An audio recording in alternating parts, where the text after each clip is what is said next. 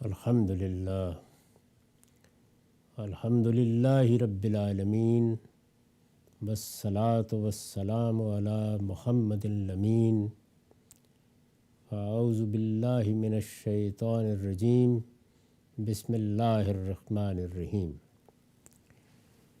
خواتین و حضرات، سورہ اعراف کا درس پچھلی نشست میں پایۂ تکمیل کو پہنچ گیا تھا۔ ہم جس باب کا مطالعہ کر رہے ہیں یہ قرآن مجید کا دوسرا باب ہے۔ اس میں ابتدا ہی میں عرض کر دیا گیا تھا کہ 4 صورتیں ہیں، 2 مدنیات اور 2 مکیات۔ مکیات سورہ انعام اور سورہ اعراف تھیں، ان کا ہم نے مطالعہ کر لیا۔ اس پورے باب میں مضمون کی ترتیب یہ ہے کہ سورہ انعام دعوت و انذار کی سورہ ہے، سورہ اعراف میں یہی انذار تاریخ کے دلائل کے ساتھ اپنے کمال کو پہنچتا ہے۔ اس کے بعد نتائج سامنے آنا شروع ہو جاتے ہیں۔ یہ اگلی دونوں صورتیں اب انہی نتائج کا بیان ہے۔ ان دونوں صورتوں کا یعنی الانفال اور التوبہ، ان دونوں صورتوں کا میں تعارف پڑھ رہا ہوں۔ میں نے لکھا ہے یہ دونوں صورتیں اپنے مضمون کے لحاظ سے توام ہیں، یعنی ایک پیر کی صورت میں ہیں۔ جیسے سورہ انعام اور سورہ اعراف ایک پیر کی صورت میں تھیں، ایک جوڑے کی صورت میں، اسی طریقے سے انفال اور توبہ بھی توام ہے۔ پہلی سورہ میں جس آخری دینونت کے لیے تیاری اور مسلمانوں کے تزکیہ و تطہیر کی ہدایات دی گئی ہیں، دوسری اسی کے ظہور کا بیان ہے۔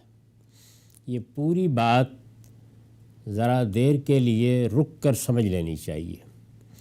اللہ کے رسول جب کسی قوم کی طرف مبعوث ہوتے ہیں تو ان کے مخاطبین کے لیے اسی دنیا میں اللہ تعالیٰ کی عدالت برپا ہو جاتی ہے۔ رسول جو ہدایت لے کر آتے ہیں وہ عالمگیر ہدایت ہوتی ہے، اور ہر رسول، ہر نبی عالمگیر ہدایت ہی لے کر آیا ہے۔ لیکن وہ جن قوموں کی طرف آتے ہیں ان کے لیے ان کی عدالت ان کے مخاطبین ہی کے لیے خاص ہوتی ہے، یعنی ان کی عدالت کا ظہور ہوتا ہے۔ عدالت کا مطلب یہ ہے کہ دین جس مقصد کے لیے دیا گیا ہے وہ یہیں اس مقصد کے لحاظ سے نتیجہ خیز ہو جاتا ہے۔ عام حالات میں تو یہ ہے کہ اللہ تعالیٰ نے ہمیں اس دنیا میں امتحان کے لیے بھیجا ہے، ہم اس امتحان کے بعد اس کی بارگاہ میں حاضر ہوں گے اور پھر یہ معلوم ہوگا کہ نتیجہ کیا نکلا۔ لیکن رسولوں کے مخاطبین کے لیے یہ نتیجہ اسی دنیا میں نکل آتا ہے، یعنی اس کی ابتدا یہیں سے ہو جاتی ہے۔ اس عمل کو دینونت یا جزا و سزا کہا جاتا ہے۔ اس کو عدالت کہیے، اس کو جزا و سزا کہیے، اس کو دینونت کہیے۔ مطلب یہ ہے کہ دین جو انسان کے انفرادی اور اجتماعی معاملات کے تزکیے کے لیے آیا ہے، اس میں انسان جو رویہ اختیار کرے گا وہ اسی دنیا میں نتیجہ خیز ہو گیا۔ دنیا میں نتیجہ خیز، پھر برزخ میں اس کے نتائج، اور اس کے بعد آخرت میں اس کے نتائج۔ تو بہت سے لوگوں کے لیے یہ نتائج آخرت ہی میں نکلیں گے، بہت سے لوگوں کے لیے یہ نتائج برزخ میں بھی نکل آتے ہیں، اور اللہ کے رسولوں کے مخاطبین کے لیے یہ اسی دنیا میں نکلتے ہیں۔ تو اس چیز کو اس لفظ میں بیان کیا گیا ہے کہ پہلی سورہ میں جس آخری دینونت کے لیے تیاری، یعنی گویا اللہ کے رسول محمد صلی اللہ علیہ وسلم کے ذریعے سے جو عدالت برپا ہوئی، یعنی جو ہدایت وہ لے کر آئے وہ ہم سب کے لیے ہے اور قیامت تک ہے، لیکن ان کے براہ راست مخاطبین جن کو انہوں نے دعوت دی، ان کے لیے جو عدالت برپا ہوئی، جو جزا و سزا کا ظہور ہوا، وہ کیسے ہوا، اس کے لیے کیا تیاری ہوئی، وہ پہلی سورہ میں زیر بحث آئے گی۔ اور مسلمانوں کے تزکیہ و تطہیر کی ہدایات دی گئی ہیں، یعنی دونوں چیزیں پیرالل چل رہی ہوتی ہیں۔ ایک طرف منکرین کے لیے سزا کا ظہور ہو رہا ہوتا ہے یا اس سزا کے لیے تیاری شروع ہو جاتی ہے، اور دوسری طرف مسلمانوں کو پاکیزہ بنانے کے لیے شریعت کی ہدایات دی جا رہی ہوتی ہیں، ان کے باطن کی اصلاح کی جا رہی ہوتی ہے، اور اسی طرح سے ان کی جماعت کی بھی تطہیر ہو رہی ہوتی ہے۔ یعنی رسول اللہ صلی اللہ علیہ وسلم پر جو لوگ اس وقت ایمان لے آئے ہیں، جن کو ہم صحابہ کہتے ہیں، جو لوگ بھی ایمان لا کے آپ کے ساتھی بن گئے، تو اللہ تعالیٰ ان کی جماعت کی بھی تطہیر کرتے ہیں، اس کا بھی تزکیہ کرتے ہیں۔ تطہیر کا مطلب یہ ہے کہ اس کے کھرے کھوٹے کو الگ کیا جاتا ہے، اور یہ کھرے اور کھوٹے کو الگ کرنے کا عمل مختلف امتحانوں، مختلف آزمائشوں کے ذریعے سے ہوتا ہے۔ چنانچہ ایک وہ امتحان ہے جس میں ہم سب ڈالے گئے ہیں اور اپنے اپنے لحاظ سے اس امتحان سے گزر رہے ہیں۔ ایک خاص امتحان وہ ہے جو پیغمبر کے، اللہ کے رسول کے ساتھیوں کے لیے برپا ہوتا ہے، اور اس امتحان سے ان کی تمہیس ہوتی ہے، تطہیر ہوتی ہے، ان کو دنیا ہی میں الگ الگ کیا جاتا ہے، تاکہ اللہ تعالیٰ جو جزا و سزا برپا کرنے والے ہیں وہ اس تطہیر کے لحاظ سے ہو سکے۔ جو سچے اہل ایمان ہیں ان کے لیے جو نتائج ہیں وہ ان کو مل سکیں، اور جو لوگ منکرین ہیں یا منافقین ان میں شامل ہو گئے ہیں ان کو بھی الگ کر دیا جائے، تاکہ یہ واضح ہو جائے کہ اب کس کو سزا ملنی ہے اور کس کو جزا ملنی ہے۔ معاف کیجیے۔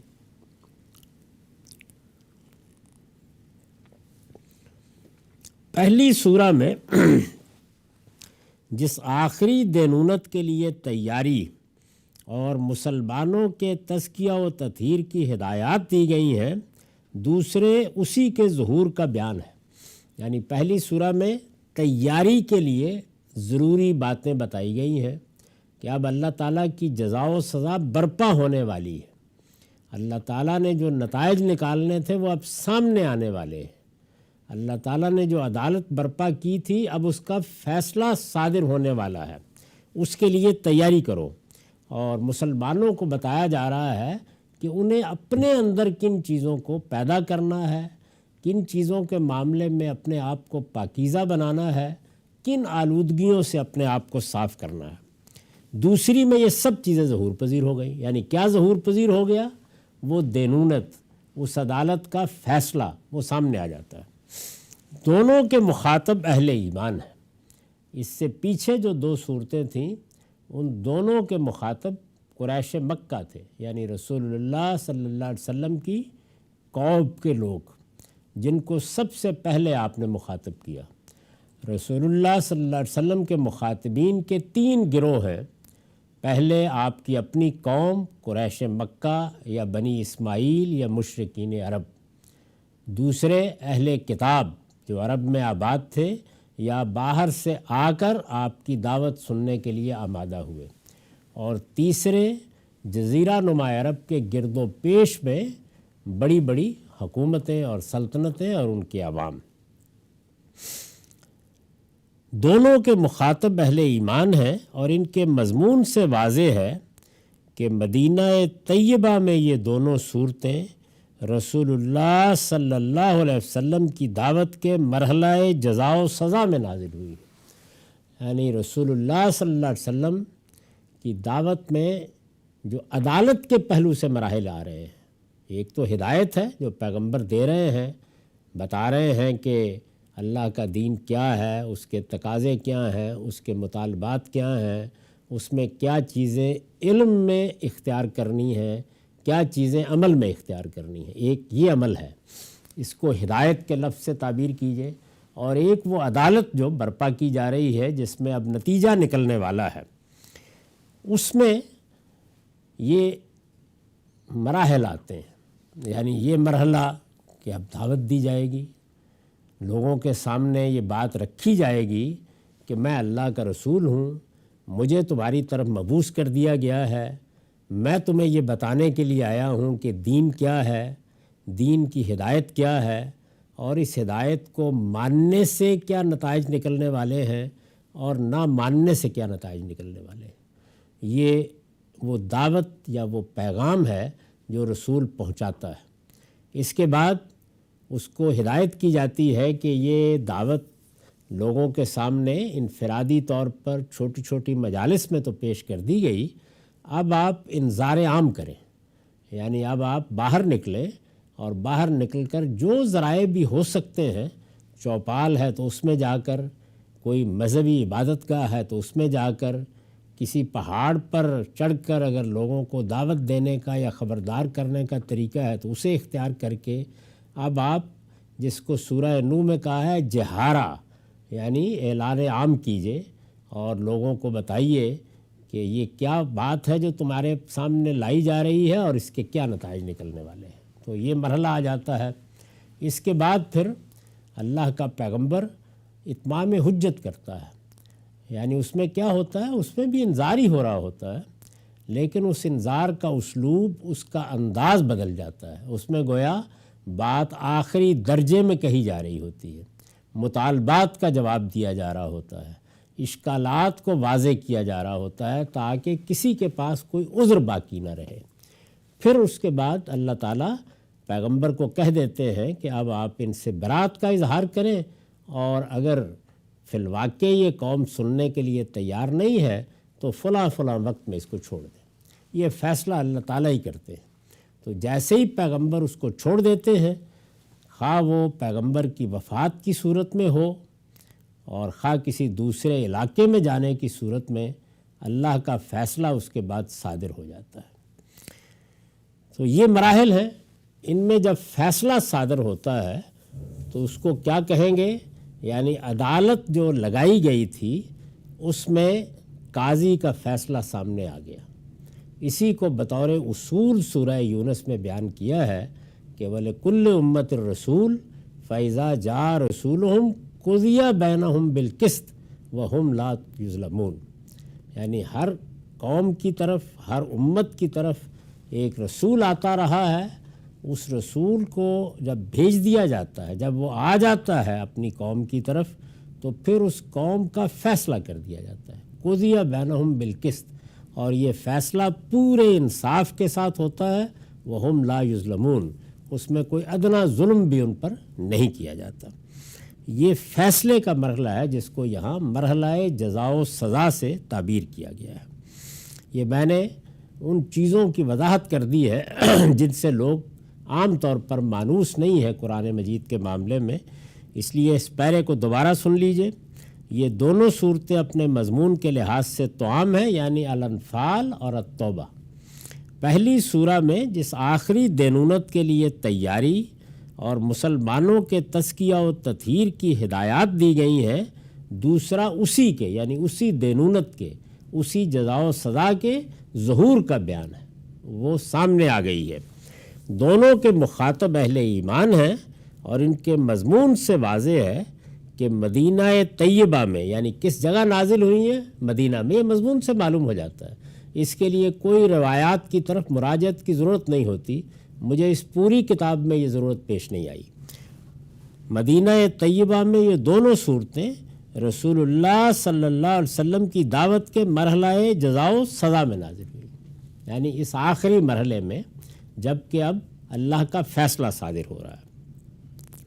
پہلی سورہ الانفال کا موضوع رسول اللہ صلی اللہ علیہ وسلم کے منکرین کے خلاف آخری اقدام کی تیاری اور اس کے لیے مسلمانوں کا تزکیہ و تطہیر ہے، یعنی آخری اقدام کن کے خلاف، منکرین کے خلاف، اور کن کے ذریعے سے ہونا ہے، مسلمانوں کے ذریعے سے، یعنی اللہ کے فرشتوں کے ذریعے سے بھی یہ ہوتا ہے، اور اسی دنیا میں کسی پیغمبر کے ماننے والوں کے ہاتھ سے بھی۔ اس کو قرآن مجید نے بطور اصول بھی آگے سورہ توبہ میں بیان کیا ہے۔ اہل ایمان سے کہا ہے یا صحابہ سے کہا ہے کہ آپ انہیں بتا دیں کہ دونوں میں سے ایک صورت ہونی ہے، ان یصیبکم اللہ بعذاب من عنده او بایدینا، یعنی یا ہمارے ہاتھوں سے یہ معاملہ ہوگا جزا و سزا کا، اور یا پھر اللہ تعالیٰ آسمان سے عذاب نازل کریں گے۔ تو دونوں صورتیں ہوتی ہیں۔ رسول اللہ صلی اللہ علیہ وسلم کے معاملے میں یہ چونکہ بِایدی صحابہ ہوا، یعنی رسول اللہ صلی اللہ علیہ وسلم کے صحابہ کے ہاتھ سے یہ معاملہ ہوا، تو اس لیے یہ ضروری ہوا کہ ان کا تزکیہ و تطہیر کیا جائے، یعنی ان کو بھی امتحانوں سے گزار کر دیکھا جائے کہ جو اب جزا ہے کیا وہ اس کا حصہ بننے کے لیے تیار ہیں یا اس کا آلہ بننے کے لیے تیار ہیں، اور جو ان کو نتیجہ ملنا ہے، خود ان کو جو نتیجہ ملنا ہے، کیا اس کے وہ مستحق ہو گئے ہیں۔ تو اس کے لیے اللہ تعالیٰ ان کو بھی تزکیہ اور تطہیر کے مراحل سے گزارتے ہیں۔ یہ پہلی سورہ کا موضوع ہے۔ دوسری سورہ التوبہ کا موضوع انہی منکرین کے لیے، خواہ وہ کھلے منکر ہوں یا منافقین، خدا کی آخری دینونت کا ظہور ہے۔ یعنی پہلی میں کیا کیا گیا؟ تیاری کرائی گئی مسلمانوں کا تزکیہ و تطہیر، یہ موضوع ہے اس کا، اور دوسری میں جس مقصد کے لیے تیاری کرائی گئی اب ظاہر ہے کہ وہ سامنے آ گیا ہے، تو اس کے نتائج پوری تفصیل سے بیان ہو رہے ہیں۔ سورہ توبہ یعنی اس باب کی آخری اور انفال کے بعد جو سورہ آ رہی ہے، اسی لیے اس پر بسم اللہ الرحمن الرحیم نہیں لکھی جاتی، وہ خدا کے عذاب کی ظہور کی سورہ ہے، اور اس میں یہ ناموضوع ہوتا کہ عذاب کا اعلان کیا جا رہا ہے اور اس سے پہلے یہ کہا جائے کہ اللہ رحمان و رحیم کے نام سے۔ قرآن مجید کی سب صورتیں اسی جملے، اسی کلمے اور اسی آیت سے شروع ہوتی ہیں، کیونکہ اللہ کی رحمت ہی کا دنیا میں ظہور ہو رہا ہے۔ لیکن کبھی کبھی جب لوگ اپنے آپ کو قہر و غضب کا مستحق قرار دے لیتے ہیں تو پھر اس کا ظہور بھی ہوتا ہے، اور جب وہ ہوتا ہے تو پھر اللہ تعالیٰ اسی طریقے سے اپنی رحمت کے معاملے کو اہل ایمان کے لیے خاص کر دیتے ہیں۔ تو یہ ان دونوں صورتوں کا تعارف تھا۔ اس کے بعد اب ہم سورہ انفال کا مطالعہ شروع کر رہے ہیں۔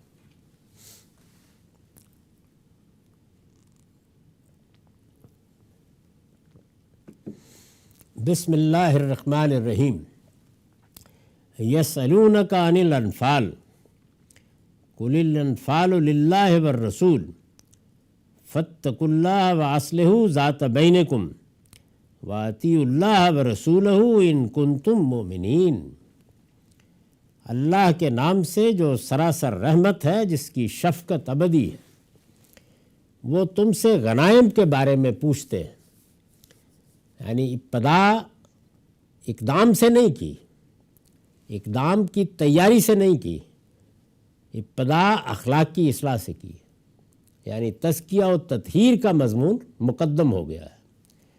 وہ تم سے غنائم کے بارے میں پوچھتے ہیں۔ غنائم غنیمت کی جمع، یعنی وہ مال جو جنگوں میں حاصل ہوتا ہے یا ہوا کرتا تھا۔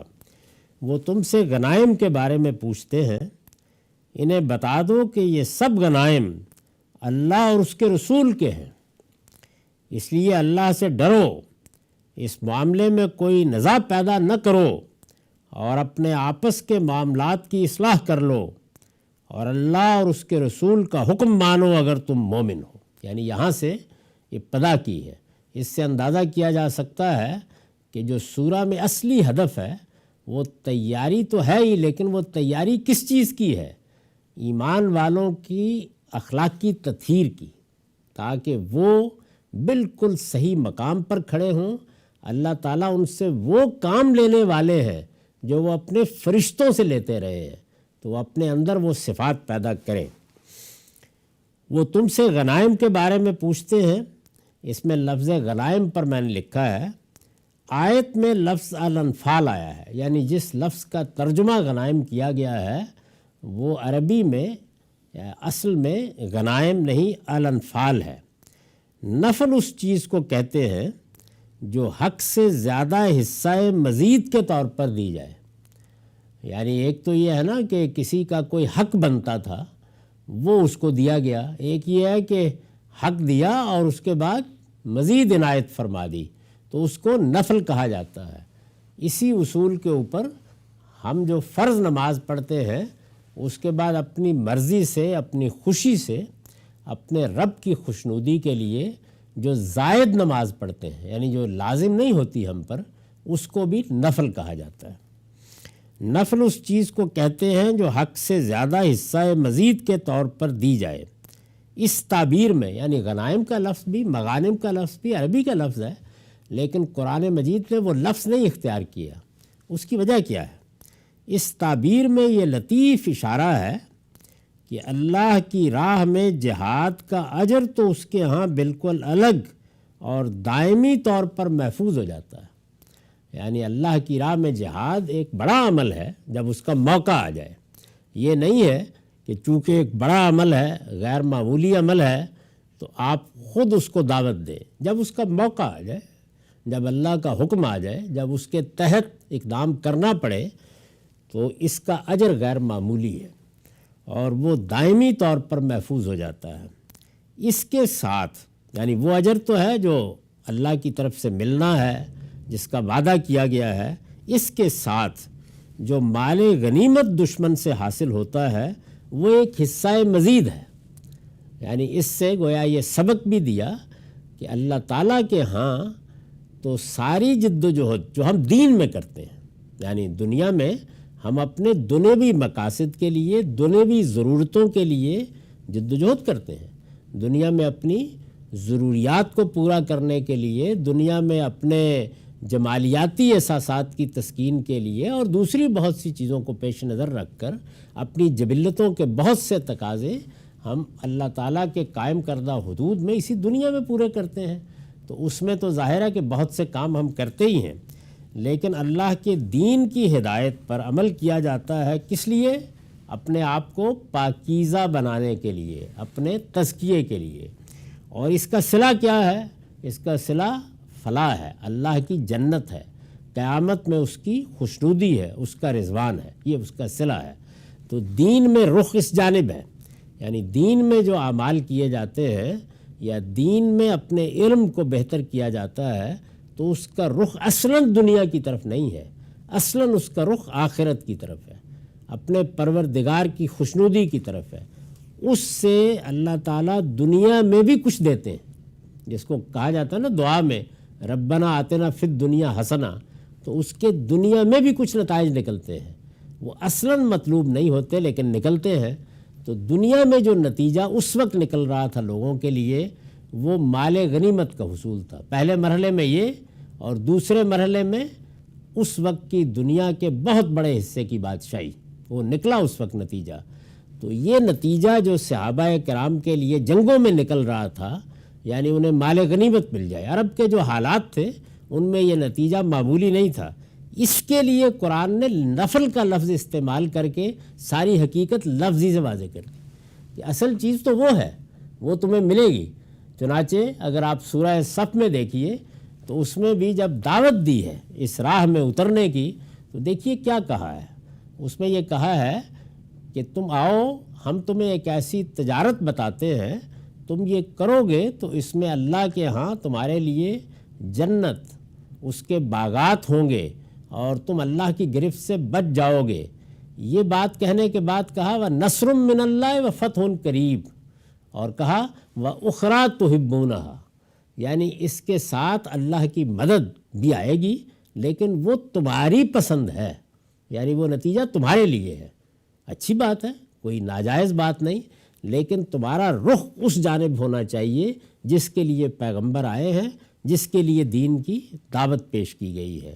دنیا کے اندر جو انسان کی جبلتوں کے تقاضے ہیں ان کو پورا کرنے کے لیے انسان کو کسی ہدایت کی ضرورت نہیں ہے.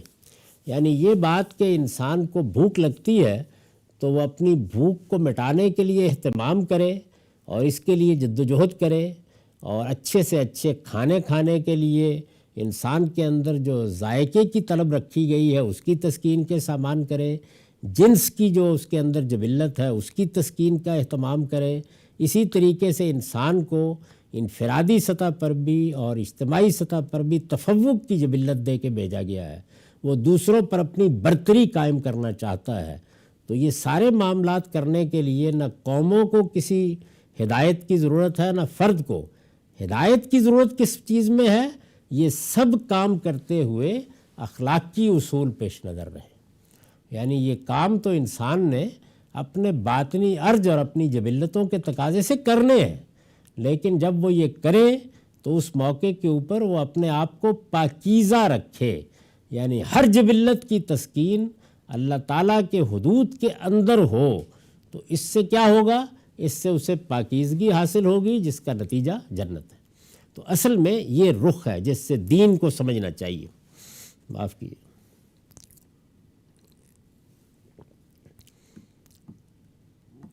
اس تعبیر میں یہ لطیف اشارہ ہے کہ اللہ کی راہ میں جہاد کا اجر تو اس کے ہاں بالکل الگ اور دائمی طور پر محفوظ ہو جاتا ہے، اس کے ساتھ جو مال غنیمت دشمن سے حاصل ہوتا ہے وہ ایک حصہ مزید ہے۔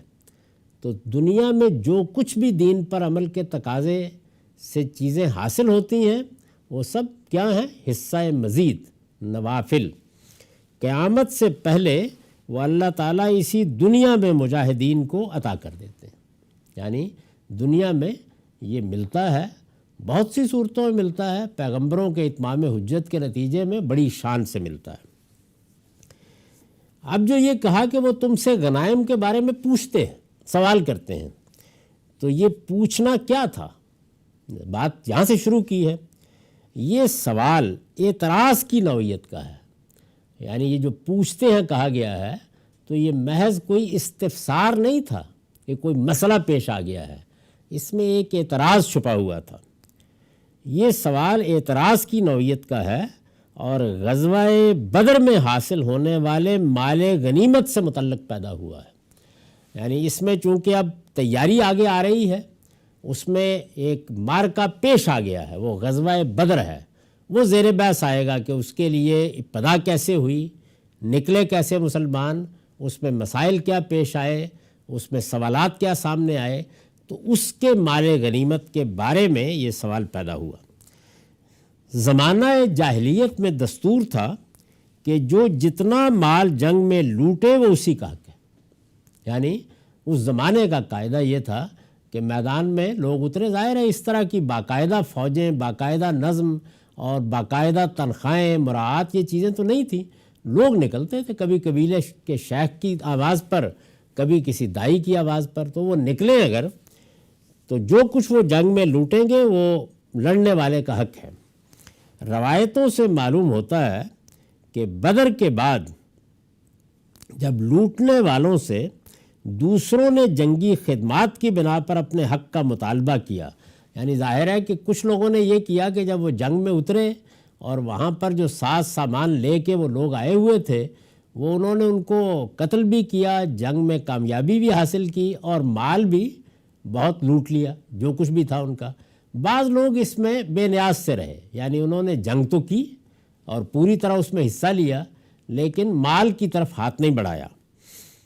تو اب جب یہ لوٹنے والے وہ مال سمیٹ کے بیٹھ گئے تو یہ سوال تو پیدا ہو گیا نا کہ ہم نے بھی جنگ کی ہے، ہم بھی اس میدان میں اترے ہیں، ہم نے تو ہاتھ نہیں لگایا، تو کیا ہمارا حصہ نہیں ہے؟ روایتوں سے معلوم ہوتا ہے کہ بدر کے بعد جب لوٹنے والوں سے دوسروں نے جنگی خدمات کی بنا پر اپنے حق کا مطالبہ کیا تو اس سے ایک نزاع پیدا ہو گئی، اب ایک جھگڑا پیدا ہو گیا مسلمانوں میں، جس نے کسی حد تک تلخی کی صورت اختیار کر لی۔ یعنی وہ لوگ جنہوں نے مال لوٹا تھا وہ یہ سمجھتے تھے کہ یہ پہلے کی روایت یہی ہے، جس نے جو لوٹ لیا اسی کا ہے، اور ادھر یہ لوگ یہ سمجھ رہے تھے کہ ہم تو اللہ کی دعوت پر میدان میں اترے، اللہ کے رسول کا ساتھ دیا، تو اگر کچھ بھی حاصل نہ ہوتا ہم اس کے لیے تیار تھے، لیکن آخر ان لوگوں نے کیا زائد کام کیا ہے۔ تو جب یہ بات پیدا ہوئی تو یہ سوال سامنے آیا۔ یہ سوال اسی پس منظر میں اور مسلمانوں کے ایک گروہ کی طرف سے کیا گیا ہے، ایک چھوٹے سے گروہ نے یہ سوال اٹھایا۔ قرآن مجید نے سورہ کی ابتدا اسی سے کی ہے اور آگے آپ دیکھیں گے کہ کس شان سے اس مسئلے کا جواب دیا ہے، اس وقت جو کمزوریاں تھیں ان کی کس طرح تطہیر کی ہے، اور پھر آگے پورے غزوہ بدر کے معاملے پر تبصرہ کرتے ہوئے مسلمانوں کو کیسے تیار کیا ہے کہ وہ آگے کے مراحل میں اب کیا کریں گے۔ اقول قولی ھذا واستغفر اللہ لی ولکم ولسائر المسلمین۔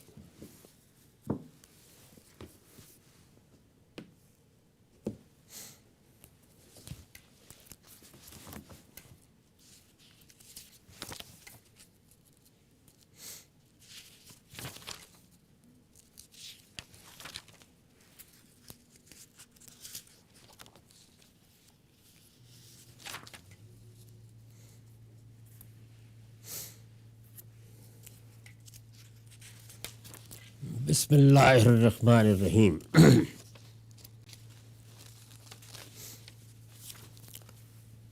عن عبداللہ ابن عمر قال قال رسول اللہ صلی اللہ علیہ وسلم من شرب الخمر وسکر لم تقبل له صلاة 40 صباحا وإن مات دخل النار فإن تاب تاب اللہ علیہ وإن عاد فشرب فسکر لم تقبل له صلاة 40 صباحا فإن مات دخل النار فإن تاب تاب اللہ علیہ وإن عاد فشرب فسکر لم تقبل له صلاة 40 صباحا فإن مات دخل النار فإن تاب تاب اللہ علیہ وإن عاد كان حقا علی اللہ ان یسقیہ من ردغۃ الخبال یوم القیامہ۔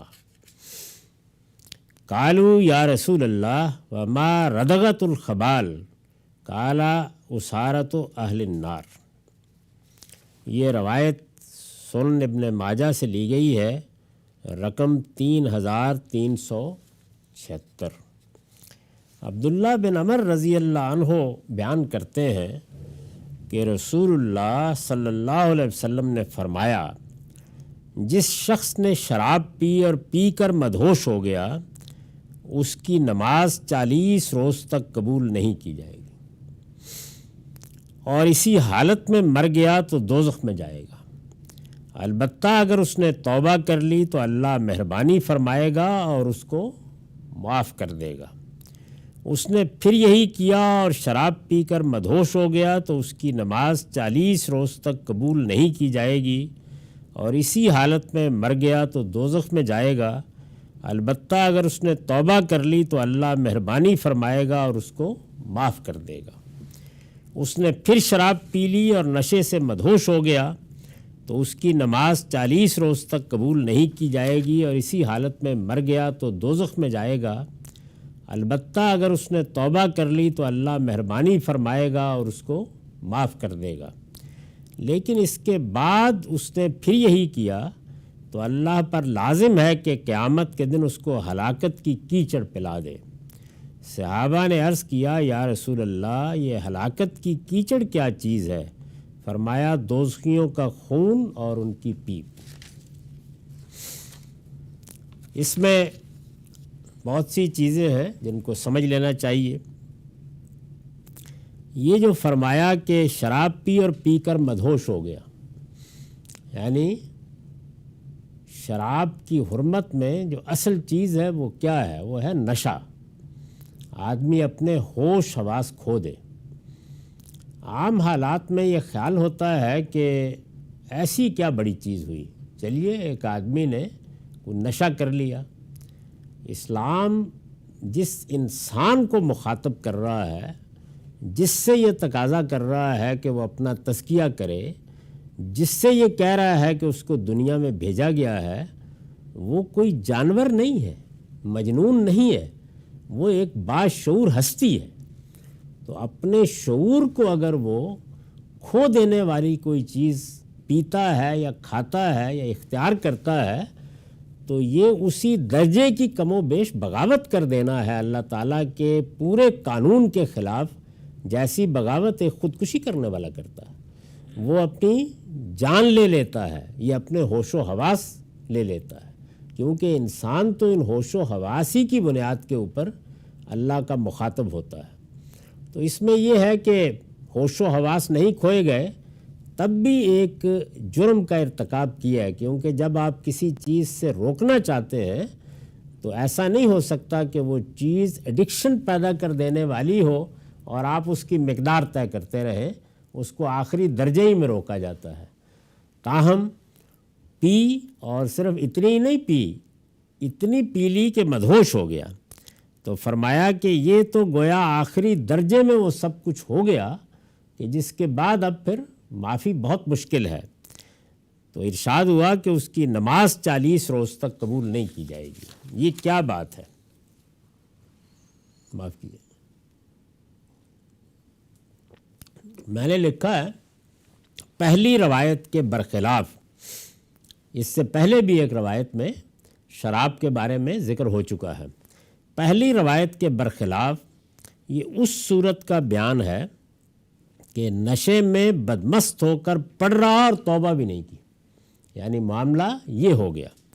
اس کا نتیجہ یہ بیان فرمایا ہے کہ اللہ تعالیٰ اس سے منہ پھیر لیں گے، یعنی اس نے در حقیقت اپنے رب سے منہ پھیر لیا تو وہ بھی اس سے منہ پھیر لیں گے اور اپنی بارگاہ میں نماز کی حاضری کو بھی قبول نہیں کریں گے، گویا ناراضی کا اظہار کریں گے کہ اب میری بارگاہ میں کیوں آئے ہو، تم نے اپنے شعور کو کھو دیا، اپنی انسانیت کو کھو دیا۔ یہ اسی اصول پر فرمایا ہے۔ ظاہر ہے کہ یہ بات حدیث میں بیان ہوئی ہے، تو اب یہ ضروری ہے کہ یہ بتایا جائے کہ قرآن میں اس کی کیا بنیاد ہے۔ یہ اسی اصول پر فرمایا ہے جو قرآن میں جگہ جگہ بتایا گیا ہے کہ انسان کے بعض رویے اور کرتوت اللہ تعالیٰ کے ہاں حبط اعمال کا باعث بن جاتے ہیں۔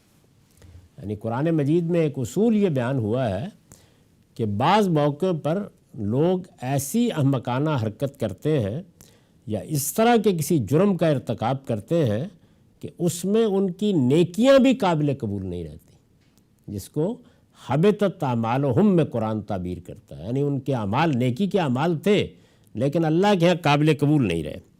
ہر بندہ مومن کو اس سے خدا کی پناہ مانگنی چاہیے اور بڑا یا چھوٹا جو گناہ بھی ہو جائے اس کے فوراً بعد توبہ و استغفار کے ساتھ اپنے پروردگار کی طرف رجوع کرنا چاہیے۔ یہاں یہ بات واضح رہنی چاہیے کہ شراب نوشی کوئی معمولی گناہ نہیں ہے۔ میں نے آپ سے ابھی عرض کیا کہ یہ در حقیقت اگر جان کے مقابلے میں انسانی شخصیت کے قتل کو پیش نظر رکھا جائے تو گویا اس کا قتل ہے۔ یعنی آپ جب کسی کے جسم پر حملہ آور ہوتے ہیں تو اس کو دنیا ہی سے رخصت کر دیتے ہیں، یہ دنیا میں ہوتے ہوئے دنیا سے رخصت ہو جانا ہے۔ اللہ تعالیٰ نے جو یہاں امتحان برپا کیا ہے وہ ہمارے شعور کی بنیاد پر، ہمارے ارادہ و اختیار کی بنیاد پر برپا کیا ہے۔ اس کو جو چیز ختم کر دے وہ معمولی درجے کا جرم نہیں ہے۔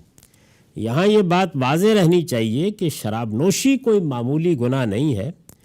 قرآن نے اسے رجسم من عمل الشیطان، گندے شیطانی کاموں میں سے کہا ہے، یعنی قرآن کا تبصرہ اس پر یہ ہے۔ آگے بعض روایتوں سے واضح ہوگا کہ یہ ام الخبائث ہے، یعنی اس دنیا میں جو گناہ کی باتیں ہیں، جو اخلاقی آلودگی کی باتیں ہیں، جن کو قرآن مجید ایک تعبیر میں بیان کرتا ہے خبائث، یہ ان سب کی ماں ہے۔ بعض روایتوں سے واضح ہوگا کہ یہ ام الخبائث ہے جس کے بطن سے ایک نہیں 10 گناہ پیدا ہو جاتے ہیں۔ حبط اعمال کی یہ وعید اسی بنا پر ہے، یعنی چونکہ اس کی نوعیت یہ ہے تو پھر یہ بتایا ہے کہ جو آدمی یہ جسارت کرتا ہے کہ دنیا میں ہوتے ہوئے اپنے آپ کو اپنی رب کی نظروں سے اس طرح گرا دے، اس کے اعمال حبط ہو جاتے ہیں۔ اور اس سے مقصود یہ ہے کہ بندہ مومن، یعنی کیوں یہ بات اس درجے میں رسول اللہ نے واضح کی کہ بندہ مومن اس کی شناخت کو سمجھے اور نشے کی چیزوں سے باز آ جائے۔ سورہ مائدہ کی آیت 91 میں قرآن نے اسی حقیقت کو اپنے بلیغ اسلوب میں اس طرح بیان فرمایا ہے۔ آیت 91 میں یہ بتایا نا کہ یہ گندا شیطانی کام ہے، تو اس کے آخر میں کہا ہے فَحَلْ أَنْتُمْ مُنْتَهُونَ، پھر کیا اس سے باز آتے ہو؟ تو جو تحدید اس میں ہے، جو وعید اس میں ہے، جو سختی اس میں ہے، یہ رسول اللہ نے گویا اسی کو بیان کیا۔ اس کے بعد یہ بتایا گیا ہے پوری روایت میں کہ اللہ تعالیٰ کا یہ بڑا کرم اور اس کی بڑی عنایت ہے کہ وہ بار بار معاف کرتا ہے، بار بار معاف کرتا ہے۔ آپ اٹھے پھر معاف کیا، اور آخر میں پھر یہ کہا ہے کہ اگر اتنی مرتبہ اپنی توبہ کو توڑ دیتا ہے تو پھر تو اللہ کو یہی کرنا چاہیے۔ میں اس اسلوب کے بارے میں اس سے پچھلی روایت میں عرض کر چکا ہوں کہ یہ در حقیقت لوگوں کو توجہ دلانی ہوتی ہے کہ تم کتنے ظالم ہو گئے ہو، اس کے بعد اللہ سے کیا توقع رکھتے ہو؟ ایک بار توبہ کو توڑا، دوسری بار، یعنی اس طرح بار بار توبہ کر کے اس کو توڑ دینے کے بعد وہ اسی کا مستحق ہے کہ توبہ کی توفیق ہی سے محروم کر دیا جائے اور نتیجے کے طور پر دوزخ میں پہنچ جائے، جہاں شراب کی جگہ اس کے لیے پینے کی چیز دوزخیوں کا خون اور ان کی پی ہوگی۔ ہمارے دین میں جو جزا و سزا ہے یہ مکافات یا مناسبت یا عدل کے اصول پر ہے، یعنی جیسا گناہ ویسی سزا۔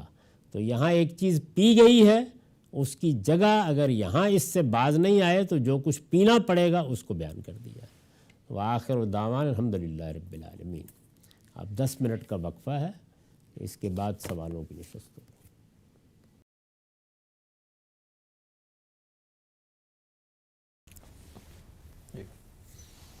بسم اللہ الرحمن الرحیم۔ اب میں سوالوں کے لیے حاضر ہوں۔ حامد صاحب بہت شکریہ، آپ کے وقت کا سوالات کا آغاز کرتے ہیں۔ آج کی نشست میں جو پہلا سوال میں آپ سے پوچھنا چاہتا ہوں، شاید اس سے پہلے اس موضوع پر کبھی بہت تفصیل سے آپ سے گفتگو نہیں ہو سکی، اور وہ موضوع ہے ڈاکٹر اسرار احمد صاحب کی شخصیت، ان کی بنیادی فکر، ان کے فکری اثرات اور جس طریقے کا کنٹریبیوشن انہوں نے اپنی صلاحیتوں کو بروئے کار لا کے اس معاشرے میں دیا۔ آپ کا بڑا لمبا عرصہ ان کی رفاقت میں، ان کے ساتھ میں ایک ہی حلقے میں گزرا، آپ دونوں کا پس منظر ایک ہی ہے، جماعت اسلامی سے آپ حضرات کا تعلق رہا۔ پوچھنا آج میں آپ سے یہ چاہتا ہوں کہ ڈاکٹر صاحب کے پورے کام کو، ایک عہد ساز شخصیت ہیں، ہمیں دیکھتے ہیں کہ جدید پڑھے لکھے اذہان جو مذہبی فکر سے متوجہ ہوئے، متفکر ہوئے، ان کا تعلق ڈاکٹر صاحب کی تحریک سے بھی رہا۔ ان کی تحریک، ان کی شخصیت، ان کے افکار و خیالات اور ان کے اثرات، اور جو آپ سے ان کا تعلق تھا، اس سب کو آپ کیسے دیکھتے ہیں ماضی کے جھروکوں میں؟ مجھے ان کے عہد میں شعور کی آنکھ کھولنے کا شرف تو حاصل ہوا ہے، لیکن ایسا نہیں ہے کہ میں کبھی ان کی رفاقت میں رہا ہوں۔ ان سے تعارف کس طرح ہوا یہ میں کئی بار ذکر کر چکا ہوں کہ ساہیوال کی ایک تحصیل پاک پتن میں میری پیدائش ہوئی اور میری ابتدائی تعلیم بھی وہی ہوئی ہے، یعنی دینی تعلیم بھی میں نے وہیں پائی اور اسکول کی تعلیم سے بھی وہیں سے فارغ ہوا۔ وہاں میرے ایک بڑے جلیل القدر استاد تھے، شیر محمد صاحب، وہ بعد میں ہمارے اسکول کے صدر مدرس بھی ہوئے۔ اس وقت وہ انگریزی زبان پڑھاتے تھے، بڑی غیر معمولی شخصیت تھی۔ بعد کے زمانوں میں بھی ان سے بہت استفادے کا موقع ملا۔ جب جماعت اسلامی میں 1956 میں اختلافات پیدا ہوئے اور اس کے بعد ماچھی گوٹ کا اجتماع ہوا اور وہاں سے کچھ لوگ الگ ہو گئے، وہ اس وقت تک جماعت اسلامی میں تھے، اور ڈاکٹر اسرار احمد صاحب جس زمانے میں ساہیوال میں ہوا کرتے تھے تو وہاں 6 ارکان تھے جماعت اسلامی کے، ان میں سے ایک سید شیر محمد بھی تھے۔ ان کا بہت پرانا تعلق تھا ان سے۔ میں مولانا سید ابواللہ صاحب مودودی سے اور ان کی فکر سے تو اسکول کے زمانے میں متعارف ہو گیا تھا۔ میں نے ذکر کیا ہے کہ میرے استاد نصیر الدین ہمایوں صاحب وہ اس تعارف کا باعث بنے، اور انہوں نے مولانا سید ابواللہ صاحب مودودی کی نہ صرف یہ کہ بہت سی تصنیفات پڑھنے کے لیے دیں اور ان کی جانب متوجہ کیا، بلکہ مجھے لے کر لاہور تشریف لائے اور یہاں میں ایک اجتماع میں بھی شریک ہوا، اگرچہ میرا کوئی باقاعدہ تعلق نہیں تھا، لیکن داؤد گارڈن داروغہ والا میں جو اسلامی جمعیت طلبہ کا ایک اجتماع ہوا تھا اس میں وہ مجھے لے کے آئے۔ اس سے پہلے ہم سید منور حسن صاحب کے بارے میں بات کرتے ہوئے بیان کر چکے ہیں کہ دوسری مرتبہ جمعیت کے وہاں وہ ناظم اعلیٰ منتخب ہوئے تھے، اور میں نے ان کو بھی پہلی مرتبہ وہیں دیکھا۔ پروفیسر خورشید صاحب کی ایک تقریر بھی پہلی مرتبہ وہیں سنی، مولانا سید ابواللہ صاحب مودودی کو بھی وہیں دیکھا، وہیں سنا، اور بعد میں YMCA ہال میں جو انہوں نے خاتمے پہ تقریر کی اس میں بھی حاضر رہا۔ تو اس طرح ان سے تو تعارف ہو چکا تھا، لیکن یہ جو جماعت اسلامی کا باب تھا، یعنی جس میں سن 56 میں اختلافات پیدا ہوئے، جس میں مولانا امین احسن اصلاحی جماعت اسلامی سے بعد میں الگ ہوئے، یا ڈاکٹر اسرار احمد صاحب نے اس میں ایک موقف اختیار کیا اور اس پر کچھ لکھا، اس سے میں اس وقت تک بالکل واقف نہیں تھا۔ میں جب لاہور میں پڑھنے کے لیے آ رہا تھا، یعنی وہاں سے میں نے جب 10ویں جماعت کا امتحان پاس کر لیا اور یہ فیصلہ کیا کہ میں لاہور جاؤں گا، دو صورتیں تھیں، وہاں تو اس وقت کوئی کالج نہیں تھا، یا میں ساہیوال میں جا کے اپنی تعلیم آگے جاری رکھتا اور یا پھر لاہور، تو میں نے لاہور کا فیصلہ کیا، والدین وہیں تھے۔ تو اس موقع پر جب میں لاہور آ رہا تھا داخلے کے لیے، تو سید شیر محمد صاحب نے مجھے یہ کہا کہ وہاں لاہور میں کرشن نگر اس زمانے میں کہلاتا تھا، اب تو شاید اس کا نام اسلام پورہ ہے یا اسلام نگر ہے، لیکن کرشن نگر یہ ایک پرانی لاہور کی آبادی ہے جو کسی زمانے میں بڑی جدید آبادی تقسیم سے پہلے سمجھی جاتی تھی۔ تو انہوں نے فرمایا کہ وہاں ڈاکٹر اسرار احمد صاحب کا کلینک ہے، تو ان سے تم ضرور ملنا۔ اچھا، ان کا چونکہ بہت پرانا تعلق تھا، تو اس لیے وہاں سے کچھ تعارف ہوا اس طرح کا۔ لیکن آپ جانتے ہیں کہ ایک طالب علم تو کسی وجہ سے متوجہ ہوگا نا، استاد کی بات میں نے سنی اور نام ذہن میں رہ گیا، لاہور میں آئے، لاہور میں آ کے کالج میں داخل ہوئے، کچھ پڑھنے پڑھانے کی نئی دنیا پیدا ہو گئی، لائبریریوں میں جانے کا معاملہ ہو گیا، میرے ذہن سے یہ بات بالکل نکل گئی۔ اچھا، کیونکہ کیوں جائے آدمی، وجہ نہیں ہے نا۔ تو خیر مولانا سید ابواللہ صاحب مودودی کے پاس جانے کا سلسلہ جاری رہا، بارہا ان کی خدمت میں، اس زمانے میں طالب علم میں بھی حاضر ہونے کا موقع ملا، ان کے فکر کو بھی سمجھنے میں کچھ زیادہ، اور تو یہ سب مراحل جو تھے ان میں ڈاکٹر اسرار احمد صاحب ذہن میں نہیں آئے۔ ٹھیک، نام اس وقت سنا ہوا تھا لیکن ذہن میں نہیں آئے۔ میں نے شاید کسی جگہ لکھا بھی ہے اور بیان بھی کیا ہوگا کہ میں قرآن مجید کی بعض مشکلات کے ذیل میں اس جانب متوجہ ہوا کہ دیکھا جائے ان مشکلات کو حل کرنے کے لیے کچھ کام ہوا ہے۔ تو یہ میرا وہ طالب علمی کا زمانہ ہے جس میں زیادہ وقت میں یونیورسٹی لائبریری میں گزارا کرتا تھا، اچھا، صبح سے شام تک کم و بیش۔ تو وہاں پر ایک دن کتابیں دیکھتے دیکھتے جب میں قرآن سے متعلق کچھ چیزیں دیکھ رہا تھا تو امام حمید الدین فراہی کا ایک چھوٹا سا رسالہ میں نے دیکھا۔ اس سے پہلے لاہور آنے کے بعد میں مولانا امین احسن اصلاحی کا نام سن چکا تھا، لیکن جماعت کی تاریخ کے حوالے سے کچھ اس وقت بہت تعارف نہیں ہوا تھا۔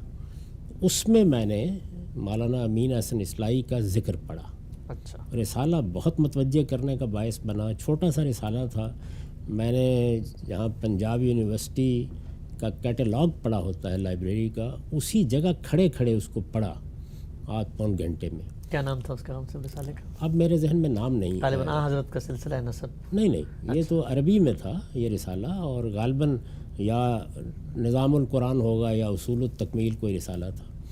اس کا جو دیباچہ ہے اس میں بدر الدین اصلاحی صاحب نے یہ جملہ لکھا ہے کہ اذ ہما یتبدان بآداب الامام الفراہی، اچھا، اور اس میں مولانا امین احسن اصلاحی کا بیان کیا ہے۔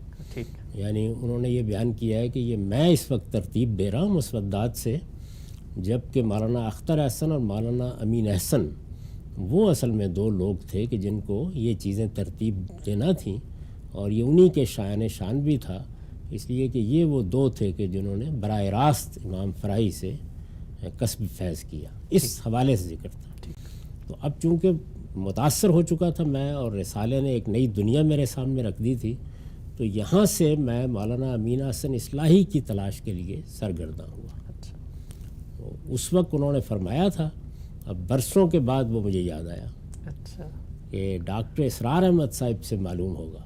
میرے اصل میں گورنمنٹ کالج کے زمانے میں ایک عزیز دوست ہوتے تھے، میرا خیال ہے وہ اس وقت امریکہ ہی میں ہیں، زاہد حسین بخاری صاحب۔ وہ جمعیت میں بہت فعال تھے اور ان سے ملنا جلنا بھی رہتا تھا۔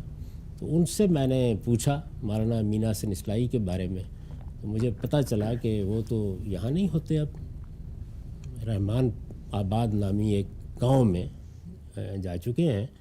البتہ ڈاکٹر اسرار احمد صاحب کے ہاں ان کا آنا ہوتا ہے، تو وہاں سے شاید پتہ چلے۔ ٹھیک۔ تو میں سائیکل پر اس زمانے میں کالج جاتا تھا، کالج سے فارغ ہوا اور سیدھا ڈاکٹر صاحب کے یہاں چلا گیا۔ یعنی آپ کا جو کالج ہے وہاں سے کتنا رستہ ہے اس کا؟ میرا خیال ہے 5-10 منٹ لگتے ہیں، زیادہ نہیں ہے۔ کالج کرشن نگر کے پہلو میں ہے، ٹھیک۔ یعنی کالج سے ذرا سا آگے بڑھیں تو سیکریٹریٹ ہے، اس کے پیچھے کرشن نگر کی آبادی بہت قریب ہے۔ ٹھیک۔ تو وہاں میں چلا گیا، ڈاکٹر صاحب سے میری پہلی بار وہاں ملاقات ہوئی۔ تو یہ تو ان سے اصل میں تعارف کی داستان ہے، اچھا سے ہوا۔ اب آپ ظاہر ہے کہ واقعات اور حوادث میں تو زیادہ دلچسپی نہیں رکھتے ہوں گے، ان کا جو فکر ہے، ان کا کام ہے، میں اس کو 3 پہلوؤں سے دیکھتا ہوں۔ ٹھیک۔ ایک پہلو یہ ہے کہ مولانا سید ابواللہ صاحب مودودی نے اسلامی حکومت کے قیام کا ایک لائحہ عمل دیا۔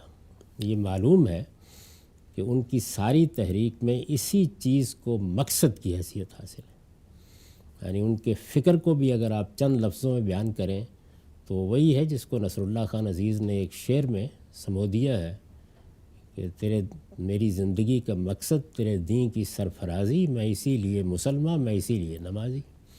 تو یہ گویا ایک مقصد تھا جس کو سامنے رکھ کر انہوں نے پورے دین کی تعبیر کی۔ یہ آپ کے علم میں ہے کہ میں اس تعبیر کا اب ناقد ہوں، لیکن بہرحال وہ جو تعبیر انہوں نے کی ہے اس کو اگر آپ دیکھیں تو سب سے زیادہ جامعیت کے ساتھ وہ ان کی ایک تقریر میں بیان ہوئی ہے، جو تقریر انہوں نے علی گڑھ میں کی تھی۔ اچھا۔ اس تقریر کا عنوان ہے اسلامی حکومت کس طرح قائم ہوتی ہے، چھوٹا سا رسالہ ہے۔ اس کے بعد خیر بہت سی چیزوں میں پھر اس کی توضیح ہے، اس کے بارے میں بہت سی چیزیں ہیں، جیسے جہاد فی سبیل اللہ ہے، خود الجہاد فی الاسلام بھی اس کے لیے ایک بنیاد کی حیثیت رکھتا ہے۔ تو ان کا جو پورا فکر ہے یا ان کی جو تعبیر ہے جس کے تحت انہوں نے بہت سی تصنیفات کیں، بہت سے حقائق بیان کیے، ان کی تفسیر تفہیم القرآن میں بھی آپ کو وہ پورا فکر سرایت کیے ہوئے محسوس ہوتا ہے، اور پھر ایک پوری جماعت بنائی اور پوری زندگی اس میں جد و جہد کی۔ اس کا اگر ان کے بعد کوئی حقیقی معنی میں شارع پیدا ہوا ہے اور کسی نے اس نقطہ نظر کو آگے بڑھایا ہے، اس کو ایک نئی جہت دی ہے، بعض دوسری جہات جو پیدا ہو گئی تھیں، مثلا خود جماعت اسلامی کے قیام کے زمانے ہی میں مولانا امین حسن اصلاحی نے دعوت دین اور اس کا طریقہ کار لکھ دی تھی۔ دعوت دین اور اس کا طریقہ کار کا ایک آخری باب ہے دعوت کے مراحل۔ تو اگر آپ اس کو لیں اور اسلامی حکومت کس طرح قائم ہوتی ہے، ان دونوں کو لیں، تو ان دونوں میں امتزاج پیدا کر کے اس میں بہت سے اضافے کر کے بعض نئے پہلو نمایاں کر کے انہوں نے وہ تصور پیش کیا جو ان کی کتاب منہج انقلاب نبوی سے سامنے آتا ہے۔ تو ایک تو ان کا یہ بہت بڑا کنٹریبیوشن ہے۔ یہ آپ کے علم میں ہے کہ میں نے اپنی جوانی کے ابتدائی ایام میں بعد کے دنوں میں منہج انقلاب نبوی پر سخت تنقیدیں کی۔ میری کتاب برہان میں وہ مضامین موجود ہیں، لیکن کسی سے اختلاف ایک الگ چیز ہے۔ یہ اس وقت میں یہ ذکر کر رہا ہوں کہ انہوں نے کیا کام کیا ہے، اور وہ کام اس لحاظ سے بڑا غیر معمولی ہے کہ ایک جلیل القدر مفکر مولانا سید ابواللہ صاحب مودودی نے دین کو جس طرح سمجھا، اس کی جس طرح سے تعبیر کی، جس طریقے سے اس کو بیان کیا، اس کی جو بنیادیں اپنے ہاں قائم کیں، اس کو سامنے رکھ کر اس کا عملی پہلو، یعنی ایک تو ہے نا اس کا فکری پہلو اور ایک ہے اس کا عملی پہلو۔ تو اس کے فکری پہلو سے انہوں نے جو کام کیا وہ آپ کو فرائض دینی کا جامع تصور میں نظر آئے گا۔ اقامت دین کیا چیز ہے، اظہار دین کیا چیز ہے، دین کا اصلی ہدف کیا ہے، کن مراحل سے گزر کر آپ اپنی دینی ذمہ داریوں کو پورا کر سکتے ہیں۔ معاف کیے۔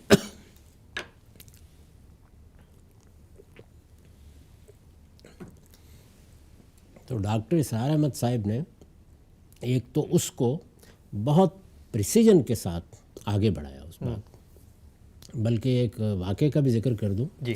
یہ فرائض دینی کا جامع تصور میں پہلی مرتبہ جب ایک تفصیلی تحریر ڈاکٹر اسرار احمد صاحب نے لکھی اور وہ میثاق میں شائع ہوئی، یہ وہی تحریر ہے جس کی بنیاد پر بعد میں ایک کئی روزہ سیمینار منعقد ہوا تھا، جس میں پہلی مرتبہ میں نے مولانا وحید الدین خان صاحب کو بھی دیکھا تھا۔ اچھا، یہ کس زمانے کی بات ہے رحمت صاحب؟ سنین مجھے بہت یاد نہیں رہتے، وہ آپ خود تحقیق کر لیجئے گا، لیکن بہرحال یہ 80 کی دہائی کی بات ہوگی کسی وقت۔